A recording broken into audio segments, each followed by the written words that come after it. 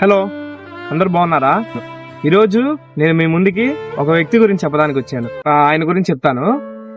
బహుశా నాకు తెలిసి 2012లో అనుకుంటా. అప్పుడు మన వాళ్ళు ఉన్నారు కదా, దావా ప్రచారకులు.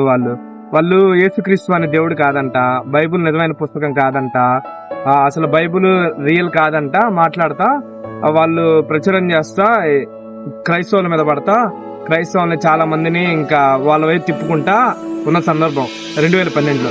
అప్పుడు క్రైస్తవుల పక్షంగా మాట్లాడడానికి ఏ గొంతులు లెగవలేదు, అంత బలమైన గొంతులు ఏది లెగవలేదు. అయితే అప్పుడు ఒక ఆయన మాట్లాడడానికి వచ్చాడు. ఆయనే ప్రవీణ్ పగడాల.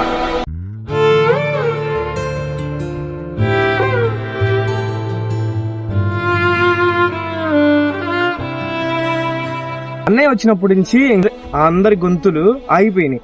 అన్నయ్య వచ్చి మన గ్రంథం గురించి చెప్తానే పక్క గ్రంథాల గురించి లేవనెత్తుతా యేసుక్రీస్తు వారు దేవుడు అని ఒక మాటని నిలబెట్టాడు. ఆ మాట ఇంకా అందరి నోట్లో పడేసి ఇంకా పెద్ద పెద్ద బోధకులు వాళ్ళ తరపు నుంచి వచ్చిన దావా ప్రచారకుల్లో పెద్ద పెద్ద బోధకులు ఇంకా అన్నయ్య వాయిస్ ని చాలా మంది వరకు ఆగిపోయారు.